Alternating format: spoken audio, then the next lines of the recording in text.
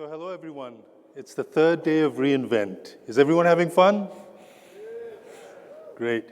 So we've got an exciting topic to discuss with you today, building a comprehensive security solution with AWS Security Services. We've got an equally compelling guest speaker from DBS Bank. By way of introductions, my name is Moon Hussain. I'm a principal focused on AWS security. The purview of security products that I look after are network firewall, web application firewall, DDoS protection. Been with AWS for about a year and a half, been in cybersecurity for over 2 decades. Prior to this, I was managing teams in product management, doing web gateways, email gateways, XDR, and so on and so forth. With me today on the AWS side, I have Michael. Hey everybody, my name is Michael Leddy. I'm a senior security SA here at AWS. I'm focused especially on some of the services that Moon just talked about and we're going to talk about in our presentation today. I spend most of my time at AWS talking to some of our larger customers around how to use these network security services and how to get value out of them. Great. Hello everyone, I'm Abhiram Subramanian. I lead the security engineering for public cloud in DBS Bank. I lead a team who creates the controls for secure adoption of cloud services. I've been in the public cloud space for 7 years and in the security space for 13 years. Thank you, Abhiram. So from an agenda perspective, there'll be 3 discrete areas. In the first area, we'll be talking about the problem statement. This is dealing with the siloed approach that organizations typically use to deal with multi-vector threats, and we'll talk about some of the best practices around that. In the second session, I will do some role-playing with Michael, where I will be the bad actor. Michael will be the defender of Company X. He's a SecOps manager. So I'm just going to levy a bunch of attacks in his direction, and he's going to incrementally thwart those attacks with different types of services that he has in his quiver. We will then conclude that second part by Michael and I talking about the overall solution. The solution in terms of how you can look at threats in an automated manner across the different components of the multi-vector threat, as well as remediation actions that you can perform at different points of the network based on efficiency. And then we will turn it over to Abhiram at DBS Bank to talk about real-world examples of all of these things in action. And it's really telling when you hear a real-world customer talk about these things. We can learn from the challenges that they faced and ways that they mitigated the challenges. So with that, just talking about the problem statement in general, there are lots of stats out there where we see that 77% of the attacks based on the Neustar report are based on multi-vector attacks. What do I mean by multi-vector attacks? This is when an attacker can use 2 or more tools to levy attacks at different networking and application resources. Now, the problem with this is that organizations tend to throw lots of resources, lots of body, lots of security tools at the problem. We have an IBM report that indicates that in enterprise locations, enterprise customers typically use north of 45 different vendors for security controls to protect from these attacks. And that's a staggering number. The challenge is that when you throw more resources, when you throw more attack tools at this, it sort of compounds the problem. It's diminishing returns after some point. We also have another interesting stat from the same report that IBM published where in terms of containment of these attacks, it takes a whopping 322 days to actually contain an attack. So we'll explain a little on this slide why we have that diminishing returns effect in terms of throwing different types of attack tools and defenses at this. So if you look at this slide, typically you have attacks that start off with reconnaissance activity where you're rattling the doorknobs, followed by backdoor access, where the attacker can actually gain access to certain resources within the protected environment, followed by the actual initial vector of the kill chain, which is the infection with malware. So you can use rootkits and things like that to initially affect the systems. And then the attacker will want to open up command and control channels whereby they can get unfettered access to resources, where they can actually tweak the malware to do different types of behavior based on the responses that they're seeing, followed by lateral infection, where you have exponential sort of expanding the blast radius, and you can infect different types of systems, networking services, and applications laterally in an east-west direction. Now, the challenge with this is that when you layer on the fact that you have a plethora of different types of tools to detect the attacks, and then you compound that with mitigation techniques, it becomes hairy and messy very quickly. So let's just look at just the middle part. If you were dealing with a single vector threat that dealt with just the infection of malware, you could potentially detect it with WAF and protect it and contain it with sandboxing, which would be all well and good because you're just dealing with that sliver. But when you're dealing with the entire gamut of the attack, there is no silver bullet. And then the other thing to point out is that when you're dealing with all of these different solutions, you're dealing with different people administering these solutions. You've got different management consoles to push policy, different monitoring consoles to correlate alerts, different APIs that you're dealing with. So now you can see what I meant by diminishing returns. The more security tools you throw at it, the more complex the issue becomes.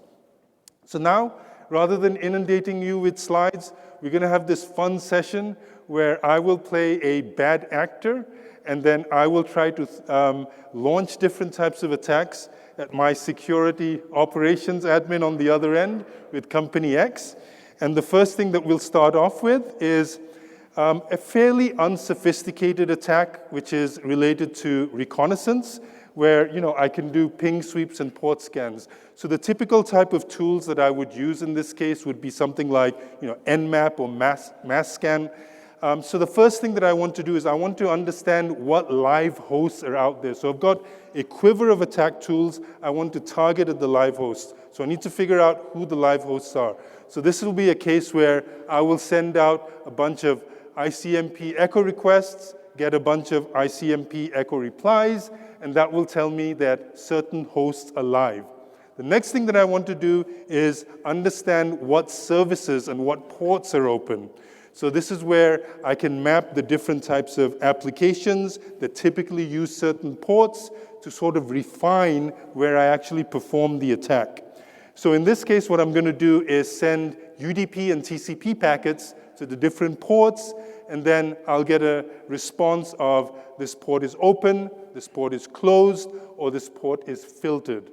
So now I've done a couple of attacks, and these attacks just aren't working for me. For some reason, my IPs are getting blocked for this reconnaissance activity, which indicates to me that in addition to security groups and NACLs with basic protection, Company X is probably using something like a firewall or an IPS.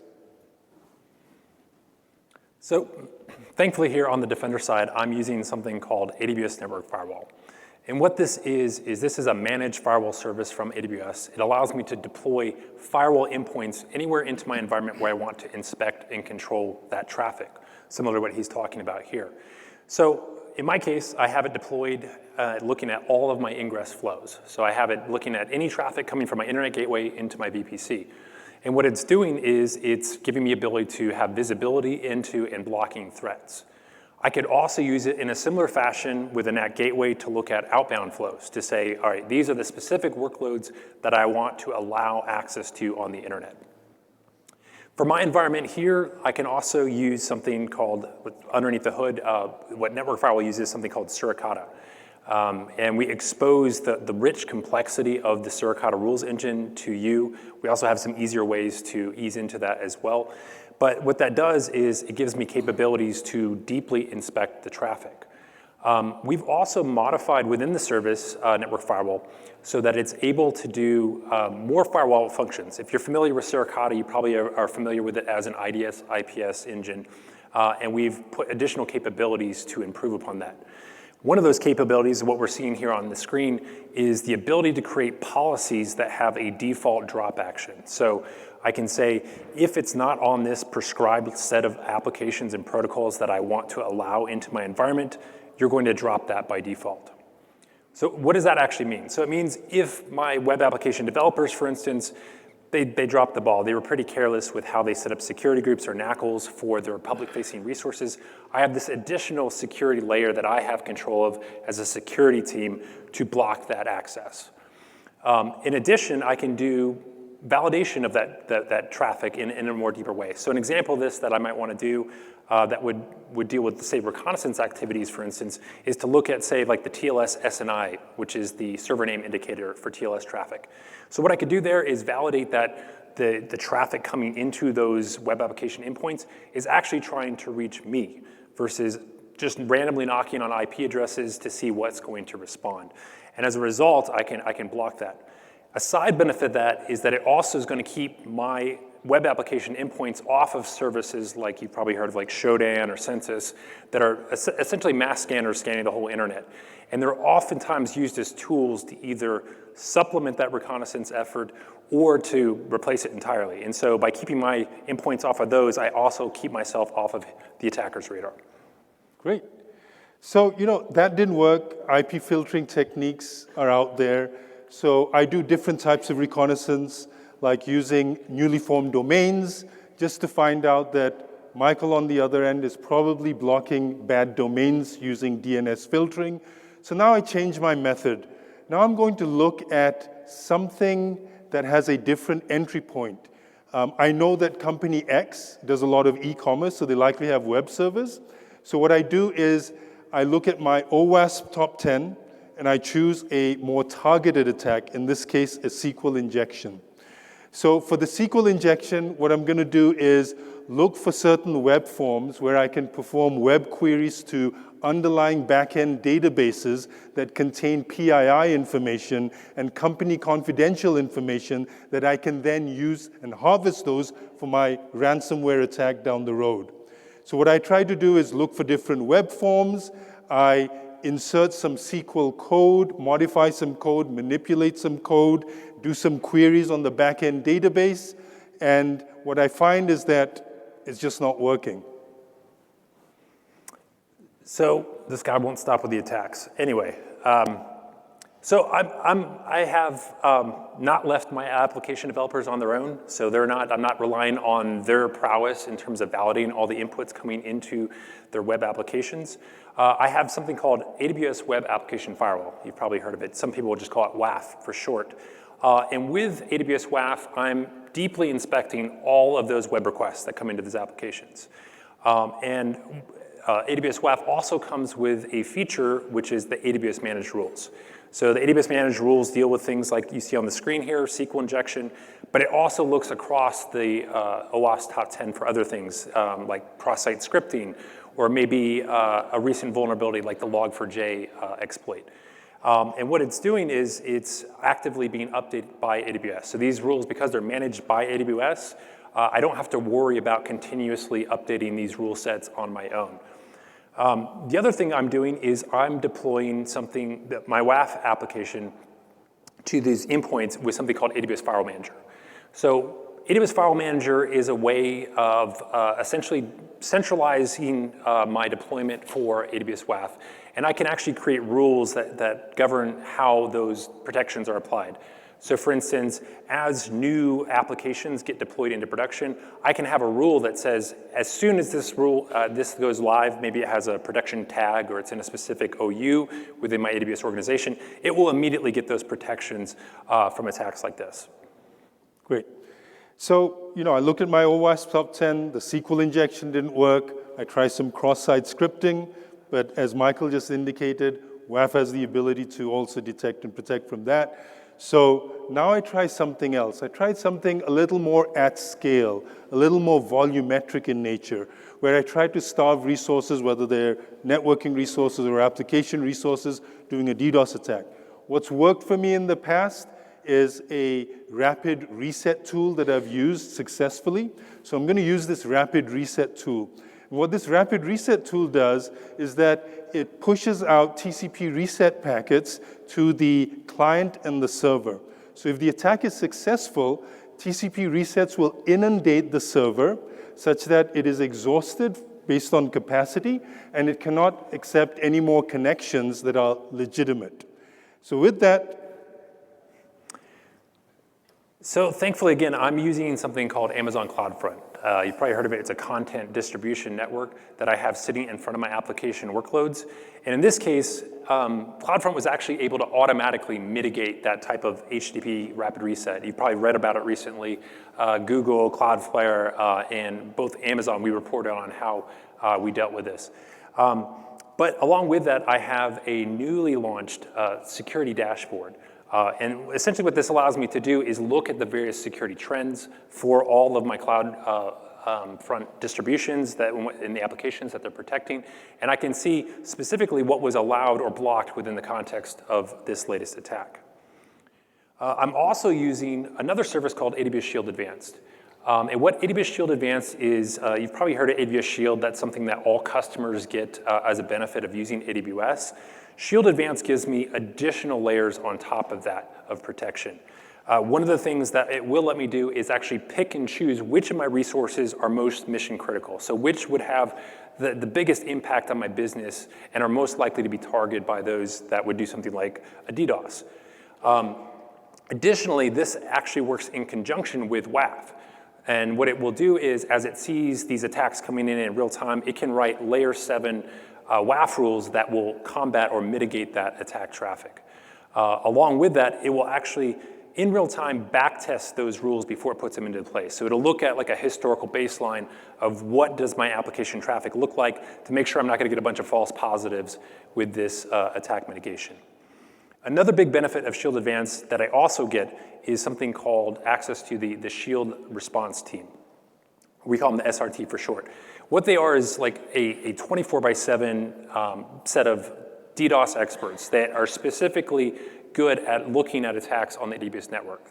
They're involved in all sorts of discussions around the large-scale attacks we see on a daily basis, and they're available to help customers in a crisis.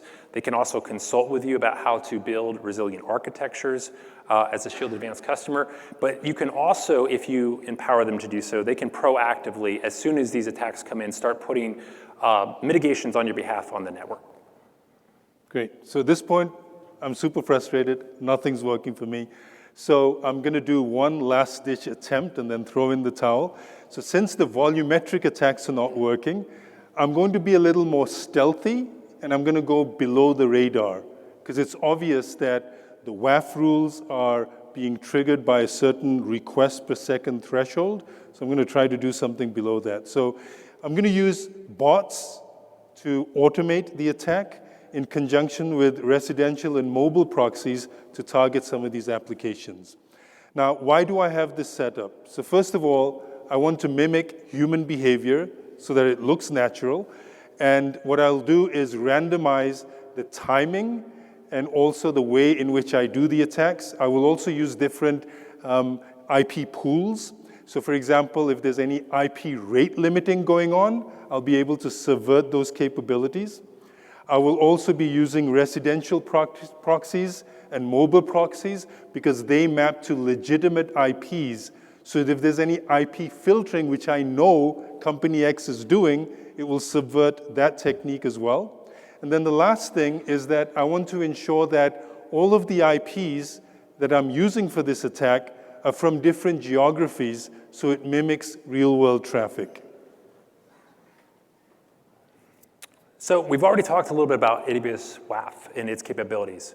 I've also employed some additional newer premium capabilities that have been launched around the ability to both identify and control bots.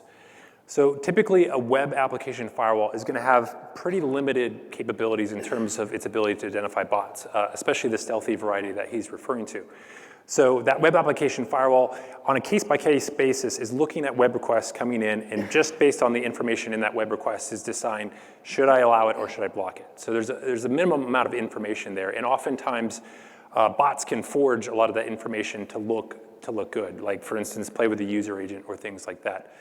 But with the targeted bot control feature that we see here on the screen, I have additional capabilities to essentially force all these clients accessing my application to perform some additional JavaScript.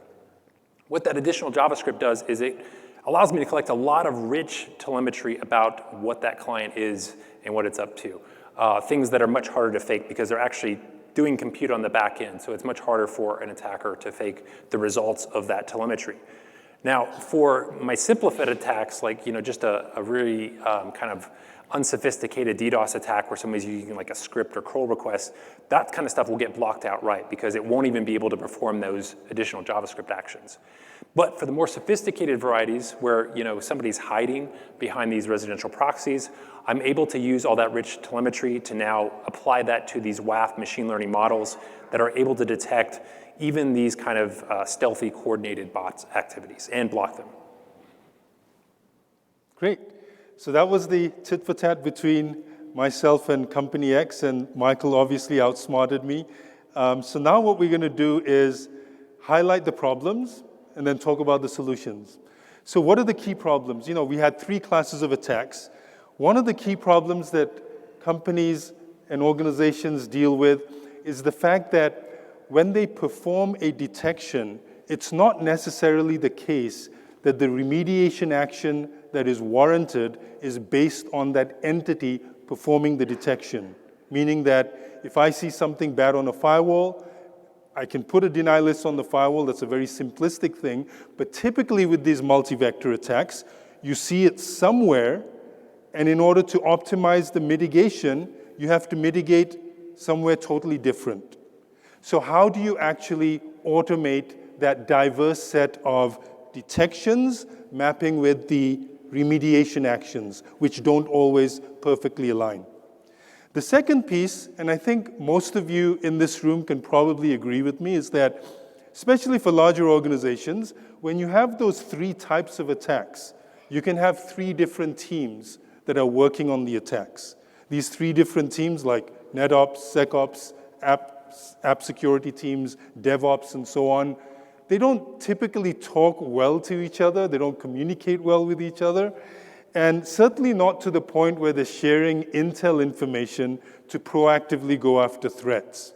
So we need to figure out a way where, for example, if the NetOps person is dealing with attack 1, if there's a source IP, an offending source IP, the ability for that individual to communicate with the SecOps team in attack 3 so they can have much richer context, and the resulting meta event that these multiple events boil up to is much more actionable and does not result in false positive with the potential of disrupting legitimate traffic. So these are the 2 key problems. Now we'll talk about the solutions before I hand it over to Abhiram, who will talk about how it's actually performed in the real world. So in this solution, I talked about the diversity between detection and mitigation. In this case, Amazon GuardDuty has the ability to monitor its environment and look at things like CloudTrail logs, VPC logs, and in this case, it has found VPC logs that indicate that there could be the communication channel, a CNC channel, that has been instantiated for the purpose of egress traffic going out to nefarious destinations. So in this case, I've detected it on GuardDuty, but GuardDuty is not mitigating it. I need a way to trigger an event or an action to ensure that when I detect it on GuardDuty, I can mitigate it on network firewall as an example, or it could be WAF, it could be DNS firewall, but for this example, let's use network firewall. So how do I bridge that gap? We bridge that gap with step functions and automations that we can do with Lambda that will trigger based on an alert and perform a response action to block that activity. So what is that secret sauce in the middle relative to the step functions? Yeah, so this, as Moon mentioned, this is actually a blog that's on the website you can go to right now to read more detail. We'll share the link at the end so you can kind of read about this in more detail. And also Abhiram is going to talk about how they specifically customize this type of solution for their environment. So what exactly happens? So we mentioned that GuardDuty does some sort of detection, right? And we want to take that and perform some sort of automated action as a result. So in this case, again, GuardDuty detected something. It's looking at VPC flow logs. It sees IP address X is being communicated with that we know is bad, either because of some sort of anomaly in terms of the communication, or because threat intel indicates that we know that specific IP has been used for malicious behavior recently. So what we want to do is take action and block it. And the first step here is for GuardDuty to send these events to Security Hub. Security Hub has the ability to essentially integrate findings from many different services, and along with that, it will also publish those findings to something called Amazon EventBridge. And in this solution, what we're going to have is a rule that's looking at all those findings and looking for those GuardDuty findings that match the case that Moon just mentioned, where there is a remote IP address that we know is malicious as part of the finding. And then that's going to kick off this step functions workflow that you see here. At a high level, what we're essentially doing is we're going to take that IP address, we're going to put it into a DynamoDB table, we'll observe the time when that occurred so we can prune this later because IPs are ephemeral. We're going to want to take those IPs out at some specified period of time. And then I'm going to push all those IPs into a network firewall policy to block it in real time. At the very end, I'll get an SNS message as well to let me know that the remediation workflow succeeded or if there's any errors. Great. So if you recall, that was problem 1. There was a problem 2 where we need to correlate events and boil up meta events that are actionable. So what you see over here on the top of this slide are a number of different services. Each of the services have produced alerts that they deem, activity that just took place. And if you look at those meter icons on top of those services, they're all green. So they're all benign alerts because these alerts were viewed in a sliver, in a silo, without the context of the broader picture. So now, how can I visualize all of these alerts in these different systems and services and combine everything into a meta event that will tell a very different story that will be actionable, and the remediation action will be very nuanced based on the diverse visibility that I am now dealing with. So we have a relatively newer service just launched in the last year, so that was specifically launched to solve this particular problem of how do I get all my security data in one place? And this is called Amazon Security Lake. So Amazon Security Lake is going to help in a number of different ways with this particular problem, right? First of all, it's going to help bring all that data together into a centralized data lake, but it's also going to do some transformation and normalization of that data to something known as the OCSF, or the Open Cybersecurity Schema Framework, which is a open standard that a whole bunch of other vendors, security vendors, have signed up to supporting. And we have lots of customers that are really excited about this and are trying to standardize their security log data on this as well. So now that I have all that in one place, it's in a standardized format, I can do a lot of more interesting things with it. So I can create in place with tools like Amazon Athena, and that can help me to correlate across all these different services to produce the sort of meta event that Moon was referring to. I can also do other things, right? So I can forward this on to other services that I might want to use to do either visualization or correlation, other tools that I'm already using. So an example might be something like maybe you're using AWS OpenSearch and you're familiar with that and use it as your SIM. Or maybe using some other third-party SIM like Splunk or QRadar or something like that, and you want to do the correlation over there. I can selectively forward on those events to there. The other thing I can do is, and this was demoed earlier at reInvent here, is I can use tools like Amazon Bedrock and its access to some of the frontier models to interact with this data using natural language. So what are some examples of something I might want to do? I could, for instance, say, do I know in any of this pile security data was one of my resources communicating externally with this malicious domain that my SecOps teams just identified? Or maybe I want to see, I found security event A, and I really want to know, well, where else did the IP address that occurs in this event, did it occur in any other security events? And I can just ask that in natural language. Or maybe now that I've identified a particular IP address that I know is involved in something malicious, I really want to know anywhere in the environment that I have data about what's going to this. So I could say, please summarize all of the VPC log info for any of the communications with that particular IP address. Great. Thank you, Michael. So in the remainder of our session for the next 20 minutes, I'd like to reintroduce Abhiram to talk about real-world examples where he's put this into test. There are things that he saw about these things that he iteratively mitigated as well. So turn it over to you, Abhiram. Thanks, Man. So let me ask a quick question. How many of you here in the crowd have heard about DBS Bank Singapore? Quick show of hands. Right, quite a few here. All right, so let me quickly introduce DBS Bank. So DBS is one of a leading financial services group in Asia. We are the biggest bank in Southeast Asia, headquartered in Singapore, and have global presence.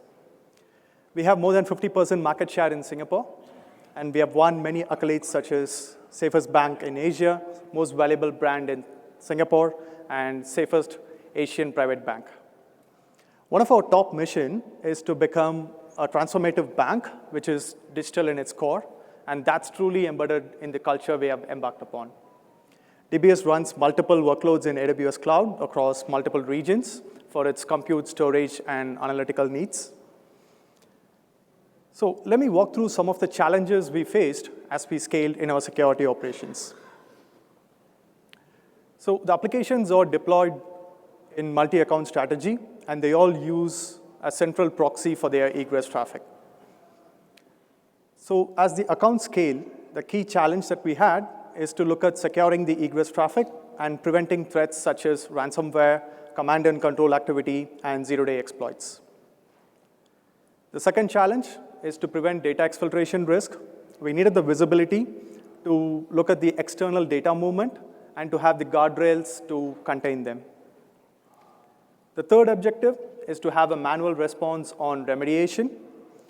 AWS provides multiple detective controls for identifying exfiltration and unauthorized access, but this often produces alerts in isolation. Right? With growing number of alerts, there was a heavy reliance for us to do a manual triaging to discern what is a genuine threat, but this often led to increased manual operational toil for our operators.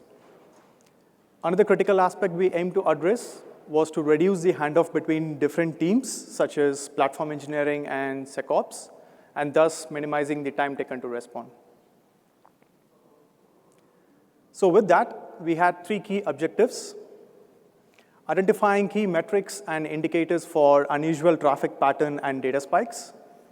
We needed to detect the anomalous pattern on the VPC networks by doing a real-time analysis so that we can prevent threats arising from the egress traffic. The second objective is to detect exfiltration on the data sources, identifying anomalous activity such as sudden spike in the API calls or access to data from an unusual location, etc. In terms of IAM, any subtle misconfiguration in the IAM policies can enable the attackers to escalate the privileges, allowing them to move laterally or exploit a misconfigured IAM role, which can let them to carry out an SSRF attack. These threat activities can easily go unnoticed in the sea of IAM data, but can have far-reaching implications if exploited. Hence, these anomalies will help us to identify any unauthorized data movement in our environment. The third objective is to have an automated remediation that will allow us to quickly respond to threats. We want to proactively prevent threats as it emerges and to have an automated incident response playbook to reduce the manual operations. So let's look at the implementation options we had to achieve our objectives. So if I can draw your attention to column 1, direct egress, option 1. So in the current state where we use a traditional proxy setup for our egress traffic and use multiple detective controls for identifying threats. But the downside of this approach is that for incident response, it still required a manual intervention and triaging, and it provided us with less options for automation. And in the middle column, we went in with option 2, which is network firewall, a fully managed service which scales automatically with the network traffic. It provides us with advanced egress filtering capability to filter the egress traffic. We can author the rules based on fully qualified domain names and ensure that the ports are used only by their legitimate protocols. While this solved the central proxy issue, by providing us a fine-grained policies for controlling the egress traffic and some automation opportunities. We still had the problem of dealing with multiple detective controls sending in isolated alerts. And this led to an increased incident response time that made the threat correlation very difficult, and it was manual. And with option 3 in the last column, we have, what we did was we combined the detection and remediation capability to have an automated workflow. So this is an integrated solution. When we receive an alert from GuardDuty or other security services, we then correlate this alert and invoke a corrective action. So in this case, it's updating a firewall rule group or updating an IAM policy with the restrictive permissions. So the benefit of this approach is that it provided us with an automated remediation, and it streamlined our security response operations.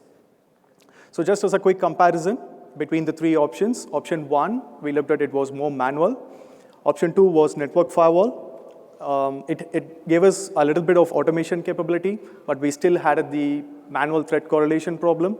And with option 3, we got the full orchestration capability, and it solved the problem of threat correlation and the handoff between different teams, which were some of the problem statements highlighted by Man earlier in his talk.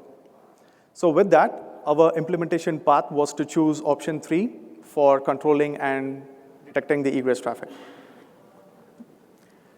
So we achieved this by going ahead with a 2-phased approach. So phase 1 was focusing on visibility. We leveraged the telemetry across multiple detective services and the feeds from different threat intelligence. By correlating these alerts from different security sources, we can then distinguish the noise from actual threats and get more meaningful insights. We need to do the visibility first so that we can reduce the false positives and then increase the accuracy of the automation in the next phase. The next phase, we then moved to automation, where we focused on high confidence alerts. By orchestrating automated correlation and corrective action, we accelerated our incident response, and thus it reduced the handoff between different teams that we had the problem earlier. So to initiate the visibility phase, we then enabled an ecosystem of services that are designed to enhance the visibility and detect threats across your entire cloud infrastructure. So we use Amazon GuardDuty, which detects the attack tactics associated with anomalous activity and data exfiltration events. GuardDuty continuously monitors and analyzes your AWS event data, such as CloudTrail, VPC flow logs, DNS logs, across all your workloads, and then reports your finding to a central security account, which can be delegated as administrator. So GuardDuty has specific detection coverage across services such as S3, IAM, Lambda, EKS, and malware in the EBS volumes. The findings can then be investigated using Amazon Detective, which can be used to determine the root cause of the incident. Next, we use AWS IAM Access Analyzer, which detects any resources that are shared to an external entity outside of a zone of trust. With IAM Access Analyzer, you can define the analyzers and then can validate your data perimeter across your organization. And then it sends in all the findings into a central security account, which is delegated as the administrator. So it also provides features such as policy validation and policy generation for least privilege permission authoring across IAM and SCP policies. The next one that we used was AWS Network Access Analyzer, which helps you to detect any unintended egress traffic from your environment. With Network Access Analyzer, you define network access scopes, which can pinpoint any potential network routes that does not align with your network control objectives. It also helps you to verify network segmentation, trusted network access, and trusted network path in your environment. The next service that we used was AWS Config. It detects any resource misconfiguration that allows public exposure or data exfiltration. It provides you with customizable and pre-built config rules to do our compliance checks. Finally, all of these services can then be integrated with AWS Security Hub, where the findings will be ingested to. With AWS Security Hub, you can then consolidate all of these findings and assign severity score to get more meaningful insights for your automation later. Once we have the visibility sorted, we can then move on to automating our remediation use case. So in the previous detection phase, we saw how GuardDuty supports multiple detector types. So here's a sample mock GuardDuty finding. We can find information such as the type of the finding, the severity, the account information, and the resource ID that's involved in this attack. So all of these findings can then be exported to AWS Security Hub via Amazon EventBridge. Based on the finding type, we can then orchestrate different remediation workflow. And when it comes to automation, we don't have to start from scratch. So here is a sample solution from the blog, automatically block suspicious traffic with AWS Network Firewall and Amazon GuardDuty, where a step function ingests a GuardDuty finding and then orchestrates a different remediation workflow, which is something Michael highlighted earlier in his talk as well. We can leverage the code samples from this solution and adjust it to better fit your organizational needs later. So let's look at a remediation use case that we implemented when we get a high-fidelity insight on a network threat. By putting all the pieces together from detection to remediation, so here in the detection phase, in the security account, we have enabled GuardDuty, which gets findings about any anomalous activity in the network traffic, and by analyzing the VPC flow logs across all your workload accounts. We have Network Access Analyzer, which gets the findings about your network that allows unintended access to internet by defining network access scopes across all your workload accounts. These findings can then be ingested into AWS Security Hub, as you can see in step 2. And Security Hub then consolidate all these findings with other security findings as well, and then expose these events to the security tooling account via Amazon EventBridge. So in EventBridge, we created patterns which can then use to invoke different orchestration workflow based on the finding type. Next, we can move on to the automation phase here. So here in the security tooling account, we have the automation engine, which is orchestrated by step functions and Lambda. The step function ingests the findings from Security Hub, and then it orchestrates the workflow for remediation. So we made this component to be more generic so that we can use the same solution for automating different use cases. So here on step 3, you can see the enrichment Lambda, which correlates the findings from GuardDuty with Network Access Analyzer findings, and then it decides whether an orchestration workflow needs to be invoked for remediation. The enrichment Lambda also manages exemptions for handling deviations for any authorized use case of your application. It then updates the insights back into AWS Security Hub with a severity score, and then invokes the remediation for the next step of actions. Now, moving on to the remediation phase, here on step 4 and 5, we have the remediation Lambda, which then invokes the corrective actions. So in this case, it updates the firewall rule group with stateless rule, blocking traffic to this external IP that we got from the finding. So in this case, the network firewall is deployed in the centralized pattern, which is easier for policy administration. So the remediation Lambda then updates the remediation status back into AWS Security Hub, and then notifies the security operators for next step of actions to do a review and investigation. So here's another remediation use case we implemented, which is to remediate data exfiltration risk on S3. So here in the detection phase, we have security account. In the security account, step 1, GuardDuty will get all the findings about any anomalous access patterns on S3 and IAM user from all your workload accounts. We use IAM Access Analyzer to get findings about resources that are shared to an external entity by defining analyzers with a zone of trust with your organization. Now, all of these findings gets then ingested into AWS Security Hub, which exports the findings via Amazon EventBridge to the next step of orchestration actions. So here in the automation phase, in the security tooling account, we use the same automation engine that we used in the previous solution.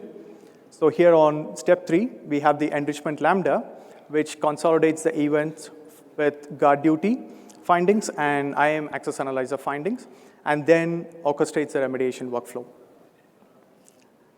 Now, moving to the remediation phase, we have the remediation lambda on step 4 and 5. Here, in this case, it updates the S3 bucket with a restrictive bucket policy permission, and IAM role with a deny permissions to block unauthorized user. As you can see from here, we use the same solution to orchestrate different remediation use cases based on the threat insight that we have got. So here, I want to leave you with a couple of takeaways that we learned from our implementation. Start with the visibility phase. AWS offers multiple detective controls. So with that, enable and automate the threat detection metrics. Consolidate all of these alerts in Security Hub for a comprehensive ticketing workflow. Once we have got the visibility of the security posture, we can then move to correlation. Assign severity score to deduce high-fidelity insights, and you can prioritize them accordingly. By correlating and managing the exemptions, we can reduce the false positive and alert fatigue to your security operators. The next one is automation and feedback loop. Automation provided us with streamlined security operations and faster response time to reduce the handoff between different teams. Establish a constant feedback loop by validating your threat response and remediation using game days and chaos security programs. So with this, I come to the end of my sharing, passing on to Man for some key call to actions. Thank you, Abhiram. Good job. So that brings us to the end of our session. What I wanted to do is, we've exposed a number of different services to you. I have a slide over here with additional resources where you can get into the different services that were highlighted in this presentation. If you recall, Abhiram and Michael, they talked about sample code that you can use for the step functions. Those are also highlighted in the 3 blogs that you see, that you can also replicate and customize based on your environment. In addition to that, Michael also leads these things called activation days. These are hands-on workshops. So when you've looked at the blogs and there are things that you want to sort of kick the tires, these are sessions that are very interactive. We will go through the entire configuration process. So be sure to tune into some of those and sign up for those. And with that, that brings me to the last slide over here. I'd like to please remind you to fill out the surveys for this session in your mobile app. We try to continuously improve upon our presentation. So if you could kindly do that, that would be great. Then on behalf of Michael and Abhiram, I'd like to thank you for your time. And if there are any additional questions, you can certainly come up to the stage. We'd love to hear from you as well. Thank you, everyone.